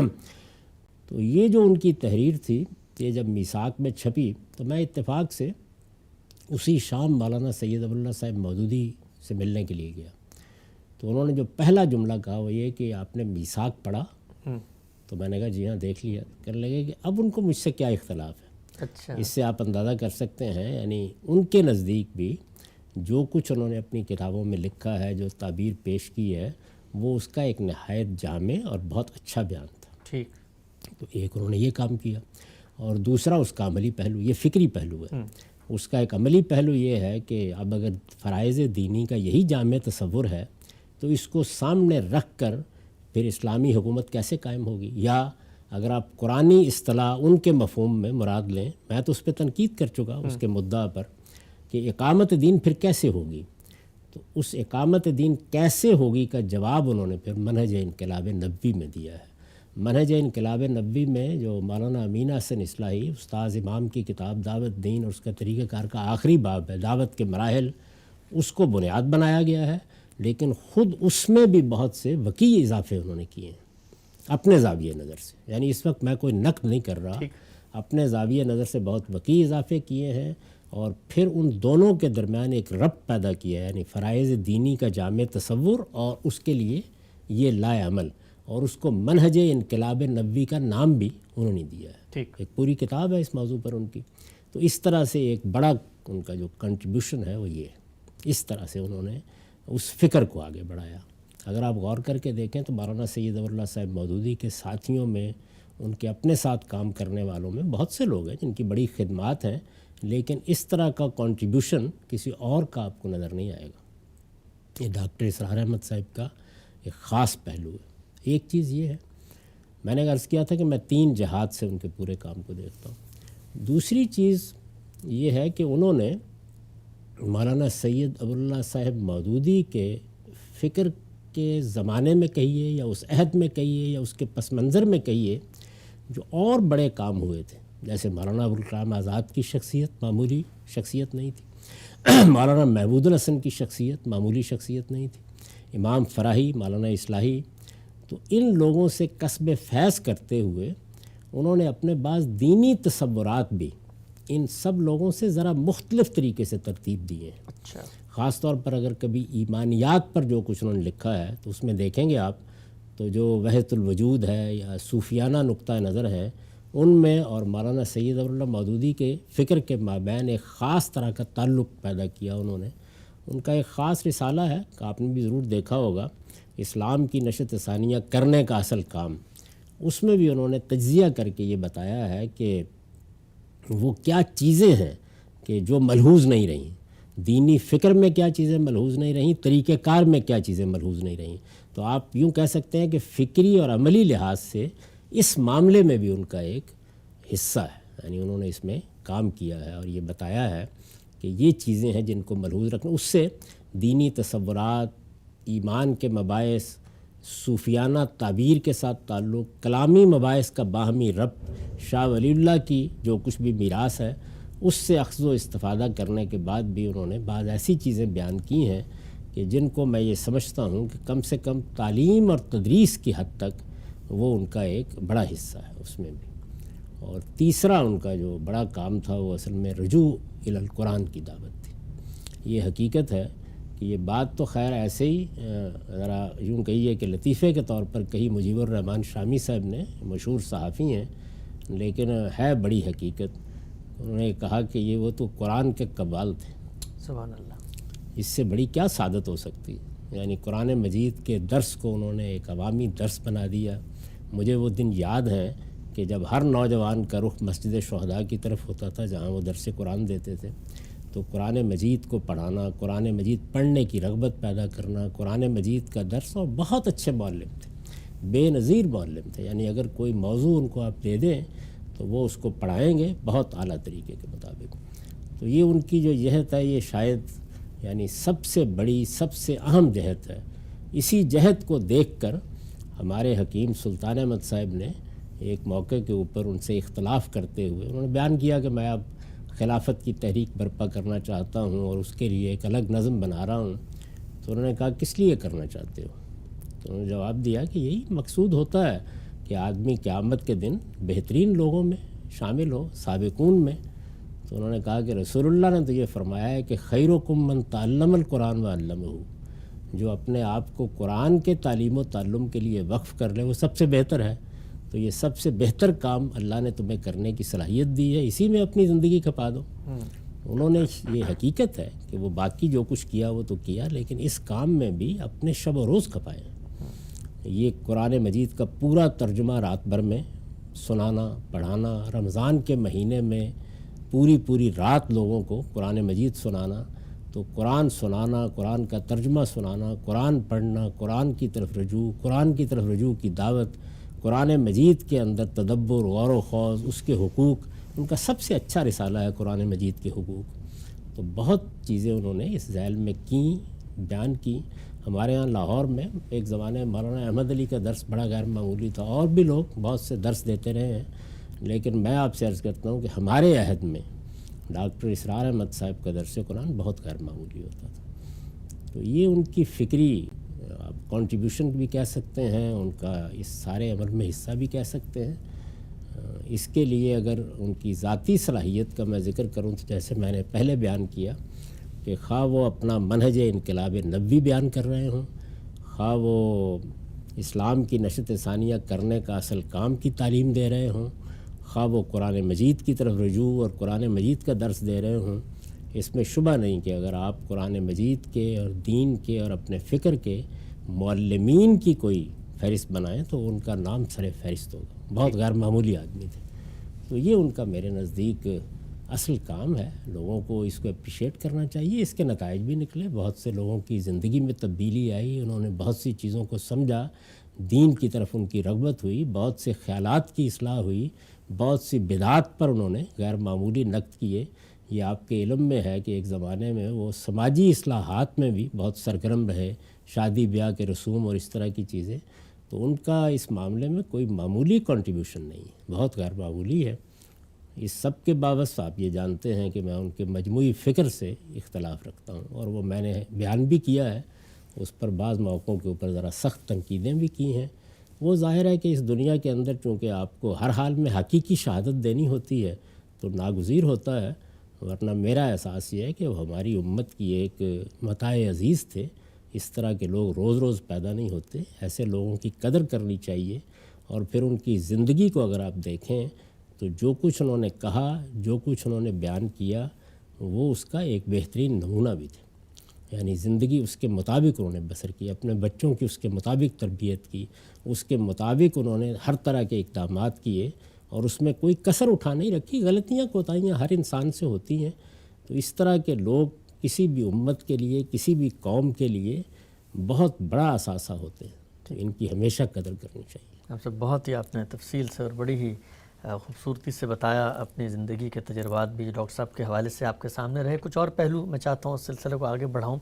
یہ مجھے بتائیے گا کہ مولانا سید ابو العلا صاحب مودودی جیسی ایک عبقری، ایک نابغہ، ایک علمی شخصیت لاہور میں بیٹھی ہے. ان کے اثرات عالمی سطح پر نمودار ہو رہے ہیں، مصر میں لوگ متاثر ہو رہے ہیں. ڈاکٹر صاحب کی اپنی شخصیت میں وہ کیا کوئی غیر معمولی چیز تھی کہ مولانا ابو العلا مودودی صاحب ایک شہر میں موجود ہیں اور وہیں پر ڈاکٹر صاحب کا بھی درس قرآن ہو رہا ہے، وہ بھی لکھ رہے ہیں اور ایک اپنا حلقہ بن گیا ہے. اور دوسرا پہلو شخصیت کے حوالے سے مجھے بتائیے گا کہ جو جدید پڑھے لکھے اذہان تھے، ہم دیکھتے ہیں وہ جماعت اسلامی سے ڈاکٹر صاحب کی طرف متوجہ ہوئے، اور پھر ڈاکٹر صاحب کو ایک پڑاؤ کے طور پہ لے کر ایک بڑی تعداد جو آپ کی فکر سے متاثر ہوئی، وہ بھی ایک زمانے میں ڈاکٹر اسرار صاحب کی فکر سے متاثر رہی. اس کی کیا وجہ ہے کہ ڈاکٹر صاحب کے ذریعے ہی سے لوگ آپ کی طرف بھی آئے؟ یہ وہ زمانہ ہے کہ جس میں جماعت اسلامی کی تمام جدوجہد کا ہدف سیاست بن گئی تھی. مولانا سید ابو العلا صاحب مودودی تو اپنے تصنیفی کام میں مصروف تھے اور وہ بڑی حد تک اب الگ ہو رہے تھے. یعنی اگرچہ 1970 کے انتخابات تک وہ سرگرم رہے، اس کے بعد انہوں نے وہ مشہور تقریر بھی کی جس میں یہ بتایا جماعت اسلامی کے 29 سال کس طرح گزرے ہیں، ہمارا ہدف کیا تھا، کیا چیزیں ہم نے حاصل کی، اس میں کیا چیزیں معانے کی حیثیت سے سامنے آئیں. لیکن وہ بتدریج اب پیچھے ہٹ رہے تھے اس معاملے سے، اور پھر ان کی صحت اور اس طرح کی بہت سی چیزیں تھیں اس کو سامنے رکھ کے ان کا علمی کام، اپنی تصنیف تالیف کا کام اب یہی اصل میں محور و مرکز تھا۔ آخری زمانے وہ سیرت پر کام کر رہے تھے، یہ وہی زمانہ ہے کم و بیش۔ ڈاکٹر اسرار صاحب اس زمانے میں فعال ہوئے، اور وہ لوگ کہ جو جماعت اسلامی کی سیاست سے بھی بیزار تھے اور سیاست میں ان کے بہت زیادہ سرگرم ہونے سے بھی ان کو دلچسپی نہیں تھی، نوجوان بھی تھے، کچھ دین کو بھی سمجھنا چاہتے تھے، دین کی رغبت بھی تھی۔ جماعت اسلامی ایک دعوت رہی تھی ایک زمانے میں، یعنی بڑی غیر معمولی دعوت، بہت نوجوان اس کی جانب متوجہ تھے۔ ان کے لیے ڈاکٹر اسرار احمد صاحب کی تعلیم میں اور ان کی دعوت میں اور ان کے پیغام میں بڑی کشش تھی۔ تو وہ جاتے تھے اور سمجھتے تھے کہ ہم اس طرح اللہ کی کتاب سیکھ رہے ہیں، قرآن مجید کو سیکھ رہے ہیں، پھر جو بحیثیت مجموعی کانٹینٹ ہے ان کی تعلیم کا، اس میں بدعات کی اصلاح ہے، اس میں دین کے صحیح تصورات کی وضاحت ہے، اس میں بہت سی غلط فہمیوں کا ازالہ ہے۔ لوگ عام طور پر کسی ایک پہلو کو دیکھتے ہیں، اگر آپ ان کی تقریریں سنیں، ان کی تحریریں پڑھیں، تو اس میں اصلاح کے، ریفارمیشن کے بہت سے کام ہیں جو ان کے ہاں سے ہوئے ہیں۔ وہ چیزیں لوگوں کے لیے متاثر کرنے کا باعث بنی۔ تو اور وہ لوگ جو ڈاکٹر صاحب کی فکر سے متاثر تھے، آپ کے حلقہ ارادت میں شامل ہوئے، آپ کی فکر سے متاثر ہوئے، اس کی کیا آپ کو وجہ لگتی ہے کہ وہ وہیں ان کا پڑاؤ رہا اور پھر وہ آگے بڑھے بڑی تعداد میں؟ یہ سوال تو آپ کو ان سے کرنا چاہیے، لیکن ان میں سے جو ذرا علمی لحاظ سے بہت غیر معمولی لوگ تھے، وہ اصل میں مجھے دعوت دینے آ جاتے تھے۔ اچھا، یعنی میں چونکہ قریب ہی رہتا رہا ہوں، زیادہ دور نہیں تھا۔ ایک زمانے میں میں ڈاکٹر اسرار احمد صاحب کی مسجد میں نماز پڑھنے کے لیے جاتا رہا ہوں، تو میں قریب ہی رہتا تھا، تو وہ یہ سمجھتے تھے کہ یہ آدمی جو ہے یہ کیوں اس دعوت سے متاثر نہیں ہوتا، اچھا، کیا وجہ ہے کہ یہ شامل نہیں ہوتا۔ اسی لیے میں نے پہلے عرض کیا کہ مجھے ان کی رفاقت کا شرف کبھی حاصل نہیں ہوا۔ میرے ساتھ ان کا معاملہ یہی رہا، یعنی میں ان کی ان سب چیزوں کو بہت اپریشیٹ کرتا ہوں، ان کی بڑی تحسین کرتا ہوں، لیکن ان کے فکر کے بہت سے پہلو ہیں جن سے مجھے بہت شدید اختلاف رہا۔ وہ دین کی تعبیر کے معاملے میں بھی، جیسے کہ فرائض دینی کا جامع تصور ہے، اسی طرح جو انہوں نے منہج انقلاب نبوی بیان کیا، میں اس کو اس کی بنیاد سے صحیح نہیں سمجھتا تھا، اور اس پر میں نے تنقیدیں کی ہیں۔ تو وہ تنقیدیں بھی کسی حد تک لوگوں تک پہنچتی تھیں، تو وہ مجھے دعوت دینے کے لیے آ جاتے تھے۔ اب اس دعوت کے دو ہی نتیجے ہو سکتے تھے کہ یا مجھے لے جائیں گے یا یہیں رہ جائیں گے۔ تو یہ آپ انہی سے پوچھ سکتے ہیں کیا ہوا ان کے ساتھ، ایسا ہی بالعموم ہوتا رہا۔ ٹھیک۔ اچھا غلام صاحب، آپ نے ذکر کیا مولانا ابوالعلا صاحب مودودی کی فکر سے متاثر ہیں، ایک طریقے سے ہم کہہ سکتے ہیں کہ فکری جانشینی، اور انہی کے افکار کو ایک نئے ڈکشن میں لوگوں کے سامنے اطلاقی اسلوب میں پیش بھی کیا انہوں نے، لیکن فکر فراہی کے اثرات بھی کہیں نہ کہیں، جب وہ کہیں قرآن کا مختصر نصاب مرتب کرتے ہیں، کبھی کسی آیت پہ گفتگو کرتے ہیں، تو نظر آتا ہے کہ کوئی جھلک، کوئی رمق، کوئی روشنی ہے، کوئی تاثر ہے جو فکر فراہی سے بھی اخذ کیا، مولانا امین حسن اصلاحی صاحب سے بھی ان کا ایک تعلق رہا۔ تو اس پہلو کو آپ کہاں دیکھتے ہیں کہ فکر فراہی ان کے بنیادی اس پورے اسٹرکچر میں کہاں کھڑی تھی؟ دیکھیے، وہ خود بہت سی اپنی تقریروں میں اور تحریروں میں اپنے فکری ابعاد بیان کیا کرتے تھے۔ یعنی انہوں نے مثال کے طور پر شاہ ولی اللہ کے خانوادے سے جو مختلف تحریکیں اٹھی ہیں ان سے کیسے استفادہ کیا۔ اس میں ظاہر شاہ اسماعیل شہید ہیں، سید احمد شہید ہیں، پھر دیوبند کی اپنی تحریک ہے، مولانا محمود الحسن ہے۔ تو اس طرح یہ ایک پس منظر ہے پورا کا پورا۔ وہ اپنے ابعاد بیان کرتے تھے، اس میں امام فراہی اور مولانا امین حسن اصلاحی کا ذکر بھی کرتے تھے۔ اور اگر آپ ان کے قرآن کے دروس سنیں، یا وہ چیزیں اب چھپ بھی گئی ہیں بڑی حد تک، ان کو پڑھیں تو آپ اندازہ کر سکتے ہیں کہ اس پر تدبر قرآن کے بے پناہ اثرات ہیں۔ لیکن یہ کہ کسی آیت کی تعویل نتیجے کے طور پر آپ کو متاثر کرتی ہے، اس پہلو سے اگر آپ دیکھیں تو بہت سے لوگ تدبر قرآن کی بے حد تعریف کریں۔ اگر آپ دیکھیے تو خالص اہل حدیث کے انداز کا تجزیہ و تحلیل کرتے ہیں ہمارے مولانا اسحاق صاحب جو فیصل آباد میں تھے۔ جی، تو ان سے بھی جب یہ سوال کیا گیا کہ تفسیر کون سی پڑھیں، تو انہوں نے بتایا کہ اگر تم بریلوی ہو تو ضیاء القرآن کو پڑھ لو، اگر تم دیوبندی ہو تو اس میں ایک تفسیر کا ذکر کیا، تفہیم القرآن کا ذکر کیا، اسی طرح شیعہ حضرات کے یہاں فصل الخطاب کا ذکر کیا۔ لیکن اس کے بعد انہوں نے کہا کہ تفسیر تو تدبر قرآن ہے۔ تو بہت سے لوگ ہیں، ڈاکٹر اسرار بھی اسی طرح سے تدبر قرآن کے بہت مداح ہیں اور بار بار اس سے استفادہ کرتے ہیں، ذکر بھی کرتے ہیں، جگہ جگہ کرتے ہیں، بیان کرتے ہیں۔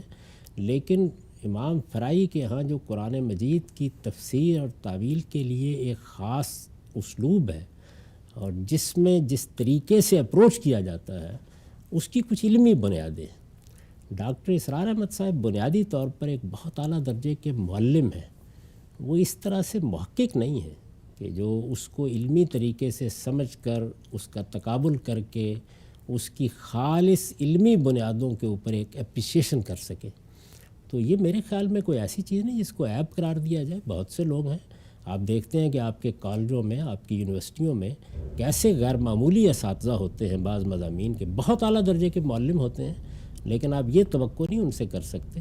تو اسی طرح سے وہ اپنے پانچوں ابعاد سے کچھ نہ کچھ استفادہ کرتے تھے، یعنی صوفیانہ تعبیر کے بھی کچھ اثرات موجود تھے۔ اسی طرح مولانا ابوالکلام آزاد نے جو حزب اللہ کی دعوت دی، بلکہ آخری زمانے میں تو مجھے یاد ہے کہ انہوں نے علامہ اقبال کے بارے میں بھی یہ بات دریافت کر لی تھی کہ وہ بھی ایک اس طرح کی تحریک برپا کرنا چاہتے تھے۔ اس کا کچھ لٹریچر انہوں نے لوگوں کو بتایا اور کہا کہ وہ اگرچہ بات آگے بڑھ نہیں سکی لیکن ان کے پیش نظر بھی تھا۔ تو آپ یہ دیکھیے نا کہ ایک طرف فرائض دینی کا جامع تصور، یہ ان کے ہاں ایک قدر مشترک بنتا ہے، وہ مولانا ابوالکلام آزاد ہوں، مولانا سید اللہ صاحب مودودی ہوں، اور اسی طرح دعوت دین اور اس کا طریقہ کار میں دعوت کے مراحل کا باب ہو۔ تو ان چیزوں کو انہوں نے ایک خاص سنتھسس، خاص امتزاج دیا اور اس کی بنیاد پر اپنا ایک فکر ترتیب دیا۔ اسی طریقے سے وہ قرآن مجید کی تفسیر تعویل میں بھی استفادہ کرتے ہیں۔ استفادے کی دو ہی صورتیں ہوتی ہیں۔ ایک صورت یہ ہوتی ہے کہ کوئی شخص اٹھتا ہے اور وہ اٹھنے کے بعد یعنی تجزیہ و تحلیل میں بجائے خود ایک مدرسہ فکر بن جاتا ہے۔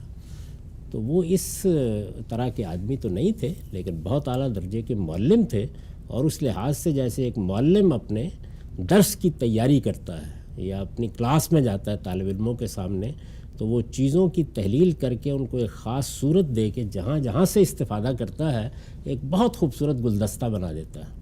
اب آپ ہو سکتا ہے تحلیل کریں تو آپ یہ کہیں کہ یہ تو بننا ہی نہیں چاہیے تھا، وہ ایک الگ چیز ہے، لیکن بنا دیتا ہے اور وہ چیز لوگوں کو متاثر بھی کرتی ہے۔ تو ڈاکٹر صاحب میں یہ صلاحیت بدرجہ عتم موجود تھی۔ ٹھیک، اچھا ہم صاحب ہم یہ دیکھتے ہیں کہ جس زمانے میں انہوں نے ابلاغ کیا اس وقت دنیا میں بھی میڈیا اٹھ رہا تھا، بالخصوص پرنٹ میڈیا سے الیکٹرانک میڈیا کی طرف کا سفر شروع ہوا اور ڈاکٹر صاحب اس پہ بھی آنا شروع ہوئے۔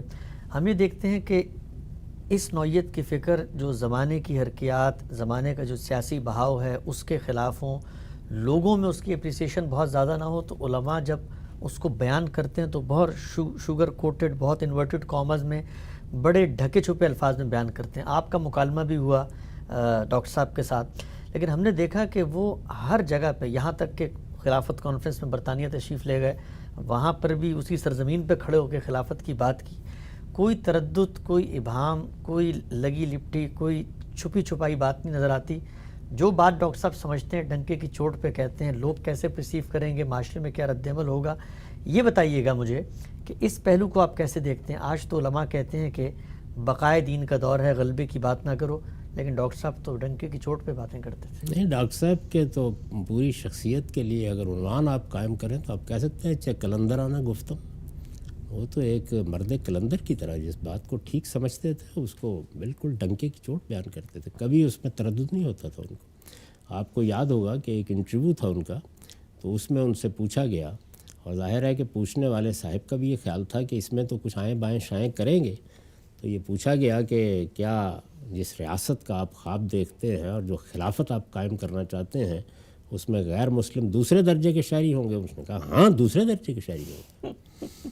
تو وہ اس میں کوئی لگی لپٹی نہیں رکھتے تھے، یعنی ان کی شخصیت کا یہ پہلو بہت غیر معمولی ہے۔ دیکھیے ہر انسان کے اندر کچھ کمزوریاں بھی ہوتی ہیں، خامیاں بھی ہوتی ہیں۔ ان کے اپنے احباب ایک زمانے میں یہ خیال کرتے رہے کہ اگر انہوں نے وہ روایت بیان کی اور یہ کہا کہ میں تمہیں 5 چیزوں کا حکم دیتا ہوں، اور اس میں ہجرت کے بارے میں بھی کہا، تو افغانستان میں جب ایک اسلامی حکومت قائم ہو گئی ہے تو ہجرت کر جانی چاہیے۔ تو اس طرح کے بعض تقاضے ان سے کیے گئے، اور اس میں بعض لوگوں کو یہ خیال بھی ہوا کہ اب وہ اس تقاضوں کو پورا کرنے کے لیے تیار نہیں ہو رہے۔ تاہم یہ اپنی اپنی تعبیرات ہو سکتی ہیں، بحیثیت مجموعی جو کچھ وہ مانتے تھے اس کو بے کم و کاس بیان کرتے تھے، اور جو کچھ وہ کہتے تھے اس پر حتی المقدور عمل کرنے کی کوشش کرتے تھے۔ اس میں آپ ان پہ تنقید نہیں کر سکتے۔ ٹھیک، یعنی یہ ذہن میں رکھیے کہ جہاں تک ان کے پورے فکری اساسات کا تعلق ہے، خواہ انہوں نے دین کو جس طریقے سے اس کلامی روایت سے، صوفیانہ روایت سے مربوط کیا، میں اس کا بھی ہمیشہ ناقد رہا ہوں۔ جس طریقے سے انہوں نے مدرسہ فراہی کی بعض تحقیقات پر نقد کیا، اس کا میں نے جواب دیا ہے۔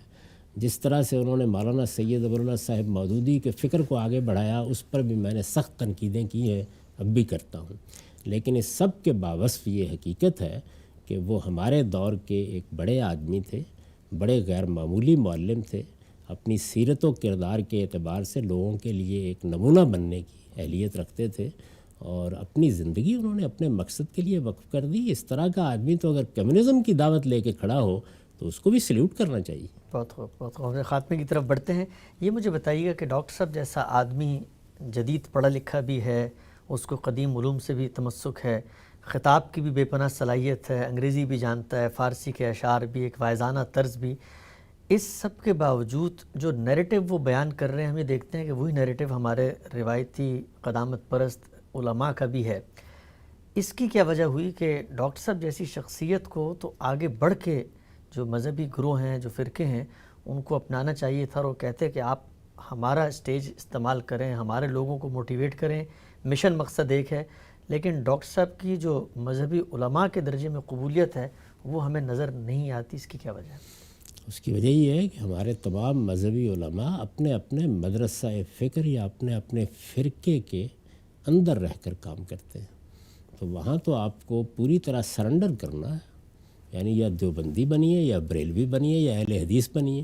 تو ڈاکٹر صاحب تو ایسے نہیں تھے، یعنی انہوں نے، تو میں نے آپ سے عرض کیا کہ خود اپنے فکر کے 5 ابعاد بیان کیے ہیں، 5 ڈائمینشنز بیان کی ہیں، تو وہ ہر جگہ سے استفادہ کرتے تھے۔ وہ استفادہ جس کو آپ کہتے ہیں نا یہ اصول فقہ میں، کہ آپ نے کوئی پہلے بنیادیں قائم کی ہیں، وہ بنیادیں خالص فنی اور علمی لحاظ سے مستحکم ہیں، ان کی بنیاد پر ایک فکر وجود میں آیا ہے، اور پھر آپ انتخاب کرتے ہیں۔ وہ ایسا نہیں تھا، وہ ایک معلم کا انتخاب تھا، لیکن وہ انتخاب بہرحال ایسا ہی تھا، یعنی وہ کسی چیز میں بند تو نہیں ہوتے تھے۔ یہ کہتے تھے کہ میں فقہی اور قانونی معاملات میں جو روایت چلی آ رہی ہے اس میں اجماع کے خلاف نہیں جاتا۔ یہ مولانا سید ابواللہ صاحب مودودی کا نقطہ نظر بھی تھا، لیکن بہرحال یہ تو نہیں تھا کہ وہ کوئی ہر حال میں دیوبندی ہوں گے، ہر حال میں بریلوی ہوں گے۔ ان کے ہاں ایک وسعت موجود تھی اور انتخاب بھی تھا، تو اس میں کون ان کو اپنانے کے لیے تیار ہوتا؟ میں جس طرح یہ عرض کیا کرتا ہوں کہ ایک تو یہ ہے نا کہ مدرسہ فراہی کا کیا انداز ہے اور وہ کیسے چیزوں کو دیکھتے ہیں، اس کے دوران میں، یعنی اس جگہ تک پہنچنے کے درمیان میں اگر آپ دیکھیں تو بعض لوگ وہ ہیں جن کے لیے میں نے ایک موقع پر یہ تعبیر اختیار کی تھی کہ یہ برزخ میں ہے، جیسے مولانا وحید الدین خان ہے مثال کے طور پر، جیسے مولانا سید ابواللہ صاحب مودودی ہے، اسی طریقے سے مولانا ابوالکلام آزاد۔ تو ڈاکٹر صاحب اسی روایت کے لوگوں میں سے تھے، اور اس لحاظ سے بڑی قدر و قیمت ان کی لوگوں کو محسوس کرنی چاہیے۔ تاہم علماء اس طرح کے لوگوں کا بھی اختیار نہیں کرتے۔ وہاں آپ کو وہاں پورا اسلام جس کو کہتے ہیں نا، ٹوٹل سرنڈر، اس سے کم نہیں۔ ٹھیک ہے صاحب، آخری سوال آج کی نشست کا، ڈاکٹر صاحب رخصت ہوئے، ان کی فکری کنٹریبیوشن پہ ہم نے آپ سے گفتگو کی۔ جماعت اسلامی تو جو مشن مولانا ابوالعلا صاحب مودودی لے کے اٹھے تھے، اس سے کافی حد تک آگے بڑھ کے اب ایک متحرک سیاسی جماعت بن چکی ہے، اور سیاست ہی کو اپنا سمجھتی ہے میدان۔ ڈاکٹر صاحب کے رخصت ہونے کے بعد ان کی تنظیم، ان کی جماعت اسی کلاسیکل نیریٹو پہ کھڑی رہی، لیکن ہم دیکھتے ہیں کہ اس میں بھی سپلٹ ہوا۔ تو ڈاکٹر صاحب کی اس مشن کا مستقبل آپ کیا دیکھتے ہیں موجودہ دنیا میں؟ میں اس میں ڈاکٹر صاحب کے حوالے سے کوئی تبصرہ نہیں کروں گا۔ میرے نزدیک بحیثیت مجموعی یہ فکر، یعنی یہ جو تعبیر کی گئی ہے جس کو آپ پولیٹیکل اسلام کہتے ہیں، یہ اپنی مدت پوری کر چکی۔ اس کا جو کنٹریبیوشن تھا اس کو آپ پیش نظر رکھیے، اور جس طرح اس میں جو بڑے لوگ پیدا ہوئے ہیں، جیسے اخوان کے بڑے لوگ ہیں، مولانا سید ابواللہ مودودی ہیں یا دوسرے لوگ ہیں، ان سب کو بہت عزت اور احترام کے ساتھ پڑھیے، ان کا مطالعہ کیجیے، ان کا تجزیہ اور تحلیل کیجیے، لیکن بحیثیت مجموعی یہ فکر دنیا بھر میں اپنی عمر پوری کر چکی ہے، تو اس وجہ سے اس کا کوئی مستقبل نہیں ہے۔ ہم سب بہت بہت شکریہ، بہت ہی دل نواز اور بڑی ہی تفصیل سے آپ نے تاریخ کے ان پوشیدہ گوشوں سے نقاب اٹھایا، اور ڈاکٹر صاحب کی شخصیت، ان کی فکری کنٹریبیوشن ہم طالب علموں سے شیئر کی۔ انشاءاللہ آئندہ نشست میں مزید سوالات رکھیں گے۔ اب تک آپ کے وقت کا بہت شکریہ۔ بہت شکریہ۔